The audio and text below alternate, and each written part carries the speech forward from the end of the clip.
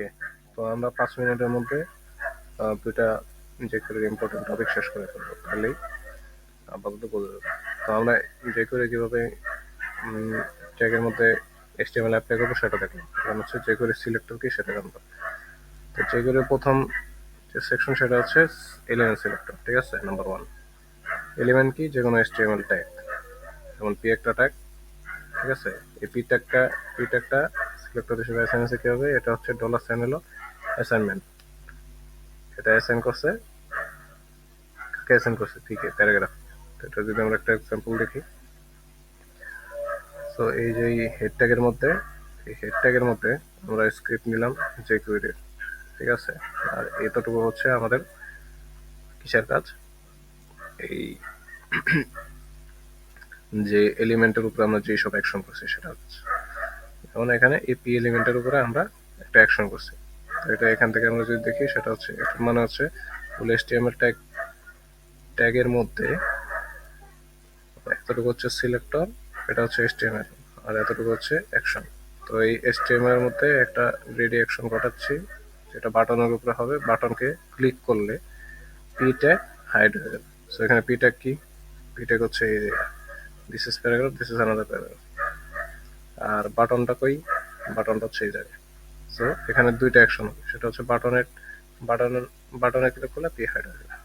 So এই দুইটা paragraph এই বাটনে ক্লিক করলে হাইড হয়ে যাবে, ঠিক আছে। এই এতটুকু সিলেক্ট এখানে সিলেক্টরটা হলো কে কে, এই একটা আর এই একটা, ওকে। আর সিলেক্টরের পরে ডটের পরে যা আছে সেটা হচ্ছে অ্যাকশন, আমরা পরে দেখবো সেটা কাজটা কি হলো। তাহলে ক্লিক করছি, এই দুটো পরে হাইড হয়ে গেছে। এ হচ্ছে এলিমেন্টের সিলেক্টর। তো এখানে আরো কয়েকটা সিলেক্টর আছে দেখা যাচ্ছে, সেটা কি? ID selector. So ID selector কিভাবে হবে? হ্যাশ ইউজ করা হবে জাস্ট, ওইখানে কোনো কিছু ছিল না। এখানে আইডি সিলেক্ট করতে হলে হ্যাশ দিয়ে সিলেক্ট করতে হবে। এক্সাম্পল যদি দেখি, যেমন এই টেস্টটা কিসের মধ্যে, এই টেস্টটা কিসের মধ্যে আছে? এই যে প্যারাগ্রাফের ট্যাগের মধ্যে আছে, প্যারাগ্রাফের ট্যাগ।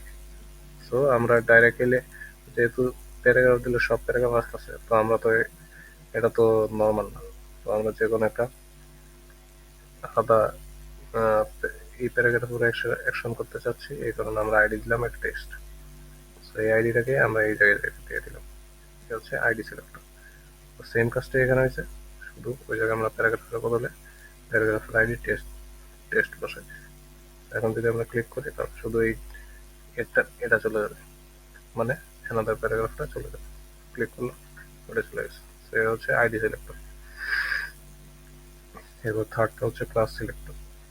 সেম আইডির মতোই আমরা যদি ক্লাস নেম ইউজ করি, সেম কাজটাই হবে। যেমন এখানে ক্লাস সিলেক্টর হলো ডট দিয়ে আমরা আইডেন্টিফাই করবো। আমরা যদি এক্সাম্পলে যাই আবার, যেমন এই প্যারাগ্রাফের মধ্যে ক্লাস দেওয়া হয়েছে, ঠিক আছে, ক্লাস কি টেস্ট, আবার এইচটির মধ্যে ক্লাস দেওয়া হয়েছে টেস্ট। সো এই দুইটা টেস্টের মধ্যেই অ্যাকশন অ্যাপ্লাই হবে। কি অ্যাকশন অ্যাপ্লাই হবে? হাইড হবে দুজনেই।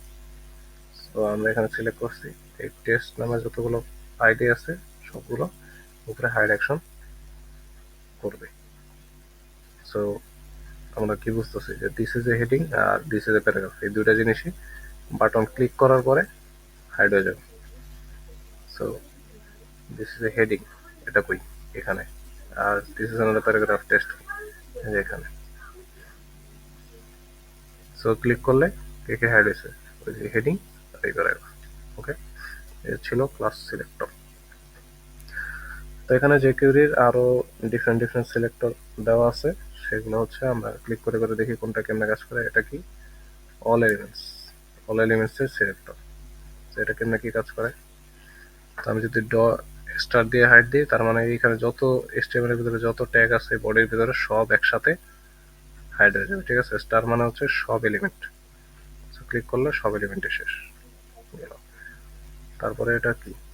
এটা হচ্ছে কারেন্ট HTML এলিমেন্ট দিস এর গায়ে, ঠিক আছে। দিসকে আমরা দেখি। সো দিস মানে হচ্ছে এই বাটনের উপর অ্যাকশন হবে। দিস মানে হলো বাটন, যেহেতু এখানে বাটন মেইন, বাটন বাটনকে বোঝায় হলো দিস মানে হচ্ছে কারেন্ট এলিমেন্টের উপরে অ্যাকশন। সো এখানে বাটনটা কি? ক্লিক নেই, বাটনের উপর ক্লিক করলাম, খালি বাটনটাই